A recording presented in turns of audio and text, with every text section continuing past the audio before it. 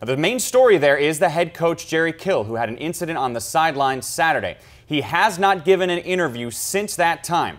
Earlier on Friday, he gave his first one to Glen.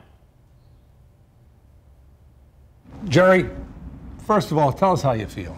I'm doing pretty good. You know, I'm looking forward to getting back out there on Saturday and getting out there and enjoying the game that we all enjoy. Well, you're right about that, and you probably don't want to do this, but take us back to last Saturday. What do you remember about it?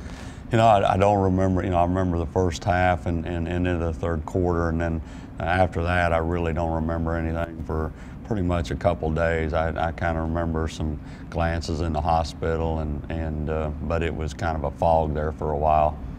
So you're foggy, you're in the hospital. Who are the first people you talked to? Well, I remember my wife, and she said, "Hey, you know where you're at?" And I go, "No," but she's been through it with me for the last 5 or 6 years, and in different situations, and she's been there, and certainly appreciate her. Dr.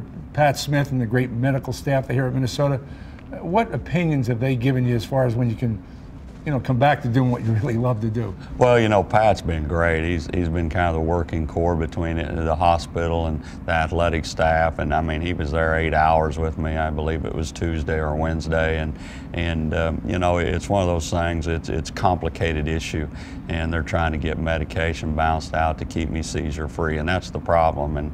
And they got to get me level out, and it's one of those things where I said every once in a while you got to roll the dice, and I don't want to lay up there and wait for the next seizure. I want to be able to coach, and so they've kind of given me the green light. I've kind of enforced it a little bit, but that's being the old ball coach. You were at practice yesterday, had the first chance to address your players. What'd you tell them? Well, it was one of those things where I explained to them I'm only going to do it once, and I explained the situation that I had. I said there's a lot of people a lot worse than I am, but here's the situation. If it occurs, we got great coaches. They've been through it.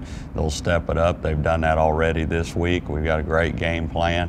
I've surrounded myself with great people, and I wouldn't probably be in the profession if it wasn't for the guys I'm coaching with. So I said we can all learn from this. I'm not sure what the lesson is, but the one thing is the closer we can come together, the better we can be, and you learn through adversity, and we certainly have had our fair share here the first couple of games, but hopefully we'll learn from it, and the greatest thing is we'll learn who we are and who's really in that ship, so to speak.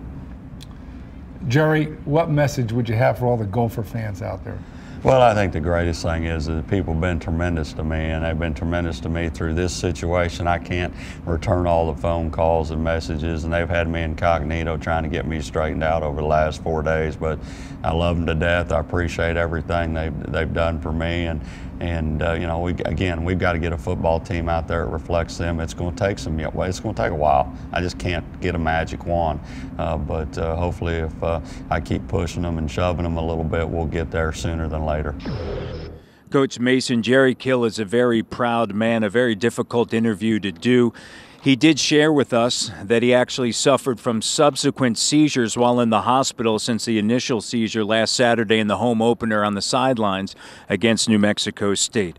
How does this affect Minnesota football as they prepare for Miami University tomorrow?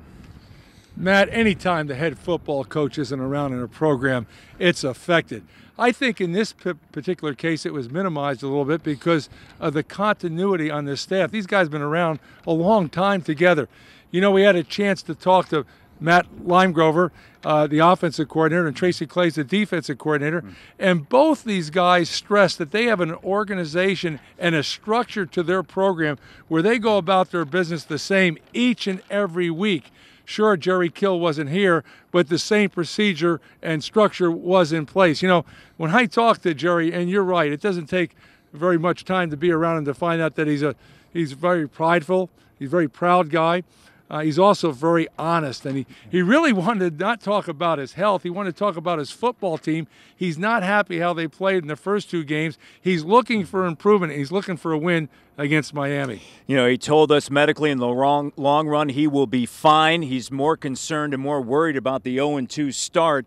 Now, it has not been decided whether or not he will be on the field on Saturday or up in the press box as we send it back to you, Mike. Thank you, Matt. You can get more on the latest developments on the Jerry Kill situation on our pre-game show Saturday morning. Starts at 10:30 Eastern, 9:30 Central Time.